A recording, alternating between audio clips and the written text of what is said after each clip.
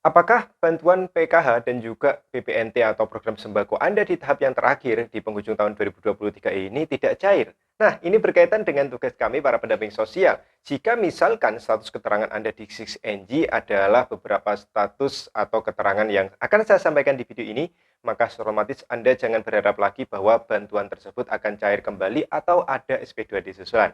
Oleh karena itu, simak video ini hingga tuntas, jangan sampai Anda skip agar Anda tidak gagal memahami apa yang saya informasikan di kesempatan kali ini.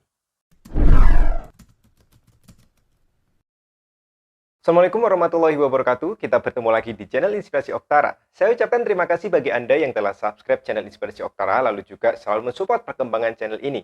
Jangan lupa membagikan channel Inspirasi Oktara kepada siapapun agar kedepannya channel ini semakin berkembang lagi dan tentunya semakin luas lagi dikenal oleh masyarakat di seluruh Indonesia. Alhamdulillah kita akhirnya bisa update kembali informasi, tentunya ini yang masih berkaitan erat dengan adanya penyaluran bantuan PKH maupun bantuan pangan non-tunai atau program sembako sebesar 200.000 per bulan ya, yang tentunya ini terus dikebut ya, alias terus dicairkan selama penghujung tahun 2023. Nah, untuk pencairan bantuan PKH maupun BPNT ini akan terus dilakukan sampai dengan target tertentu, yaitu untuk penerima PKH sejumlah 8 untuk penerima PKH 10 juta KPM seluruh Indonesia dan juga untuk program sembako sebesar 18,8 juta KPM seluruh Indonesia. Jika misalkan target tersebut masih belum terpenuhi, maka otomatis ya penerima PKH maupun BPNT akan terus bermunculan penerima baru yang diambil dari DTKS atau 6NG. Nah, penerima-penerima baru ini adalah mereka yang sudah valid, datanya ada di DTKS dan sudah dianggap memiliki komponen, mungkin ya bagi yang tidak memiliki komponen di dalam kesepakatan PKH, maka otomatis biasanya yang menjadi KPM susulan ini adalah pencairan untuk program sembako. Nah, sampai dengan Kementerian Sosial memberikan surat resminya jika misalkan PKH atau BPNT sudah selesai dilaksanakan, maka otomatis bagi yang bantuannya tidak cair ini tentu tidak perlu berharap lagi. Nah, ini adalah kaitan tugas dengan pendamping PKH, ya pendamping sosial PKH yang kami terima mulai dari kemarin dan hari ini adalah batas yang terakhir. Tugas yang kami terima adalah terkait dengan cek ya, konfirmasi terkait dengan status KPM yang datanya ini ada alias muncul di data bayar SP2D penyaluran PKH maupun program sembako di tahap pertama, tahap awal ya, yang terjadi di awal tahun 2023. Nah, untuk tahap 1 ini terjadi mulai bulan Januari hingga Maret, termasuk juga program sembakonya ini di 3 bulan pertama, yang tentunya ini kita ajuannya karena di awal tahun 2023 ini bersama ya, baik itu Himbara maupun yang disalurkan oleh PT Pos Indonesia, semuanya masih dilaksanakan per triwulan sekali. Ya, baru ketika semester kedua ini perjalanannya berbeda-beda. Yang PT Pos 3 bulan sekali tetap, yang Himbara dilakukan selama 2 bulan sekali. Jadi seperti itu. Nah, mungkin bagi Anda ada yang bantuannya hingga hari ini belum cair, Anda harus simak ya baik-baik karena ini berkaitan dengan konfirmasi kami kepada pusat bahwa KPM ini di tahap pertama namanya ada sebagai penerima PKH, namun di tahap yang keempat ini tidak muncul di SP2D. Nah, konfirmasi ini berkaitan erat dengan adanya rekonsiliasi yang dilakukan oleh pusat, tentunya ini laporannya harus dipertanggungjawabkan kepada Kementerian Keuangan.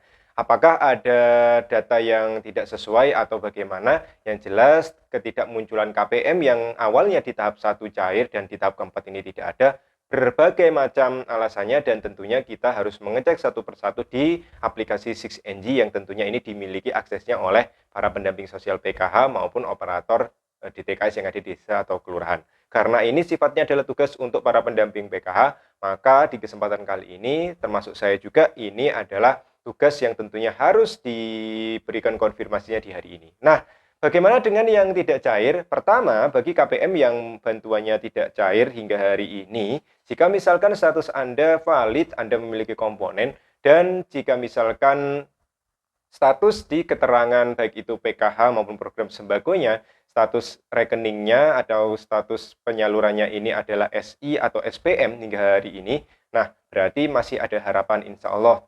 Berdoa saja bahwa bantuan tersebut bisa segera disusulkan melalui SP2D susulannya. Sekali lagi, jika status di status penyalurannya adalah SI atau Standing Instruction ataupun SPM, Surat Perintah Membayar, maka Anda tinggal berdoa saja semoga segera disalurkan melalui SP2D atau data bayar susulan. Seperti itu.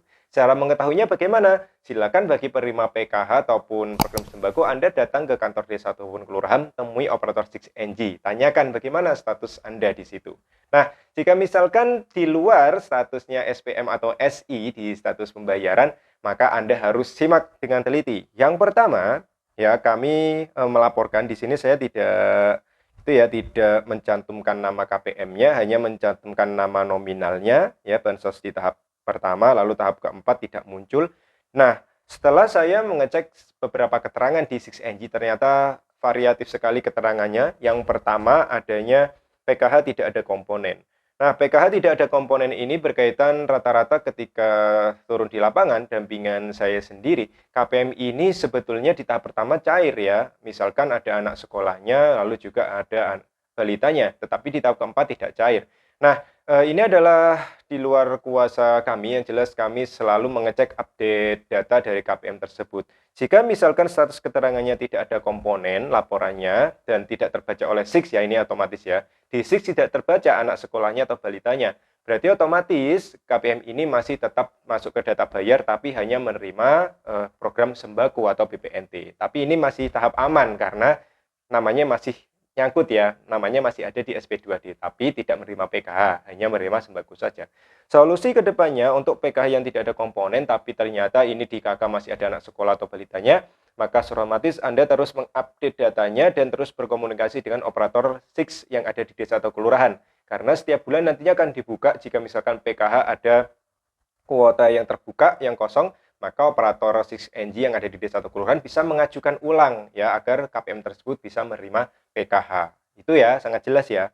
Lalu status keterangan yang kedua adalah meninggal. Nah, untuk meninggal ini tidak bisa diwariskan dan tidak bisa diurus karena jika misalkan status di 6NG sudah meninggal, otomatis ini dinonaktifkan bansosnya dan ini tidak bisa memperoleh bantuan sosial lagi.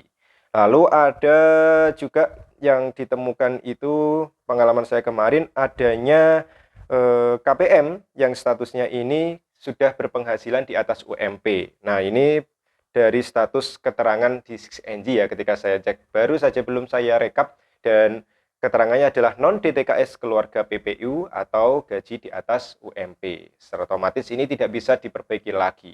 Kecuali misalkan ada KPM saya yang mungkin ini mantan suaminya bekerja di pabrik ataupun di perusahaan yang gajinya di atas UMP. Nah, ternyata setelah bercerai, status kepesertaan di 6NG istrinya, mantan istrinya ini belum diupdate. Maka ketika ada permasalahan seperti itu, segera update NIK-nya, lalu kemudian pengajuan ulang melalui desa ataupun kelurahan. Jadi seperti itu ya.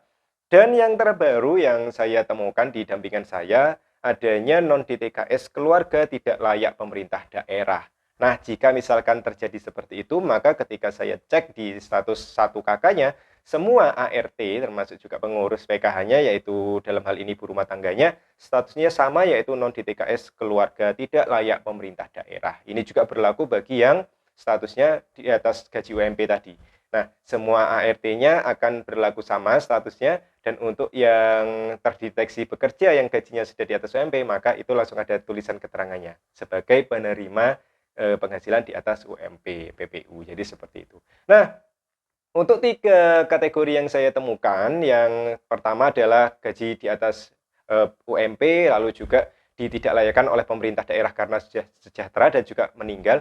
Ini secara otomatis tidak bisa diharapkan adanya bantuan ini bisa cair kembali ya. Masuknya untuk pengajuan ulang ini cukup sulit karena antrinya sangat banyak. Jika sudah sejahtera, otomatis ketika Anda mendaftarkan lagi, ya tetap NIK-nya akan terbaca masa lalunya ya atau riwayatnya ini dibaca tidak sejahtera. Kecuali nantinya di tahun depan ada validasi ulang, pemutaran ulang, oh ternyata yang kemarin gajinya di atas UMP ternyata sudah berhenti bekerja, yang dianggap sejahtera ternyata ekonominya lemah di tahun 2024. Otomatis itu bisa diajukan kembali melalui skema awal, yaitu musyawarah desa ataupun musyawarah kelurahan. Jadi seperti itu. Nah, semoga jelas ya, jadi beberapa informasi ini yang tentunya bagi Anda yang bantuannya belum cair atau sampai sekarang belum cair, baik itu PKH maupun program sembakonya, silakan Anda cek dulu di operator 6NJ yang ada di desa atau kelurahan.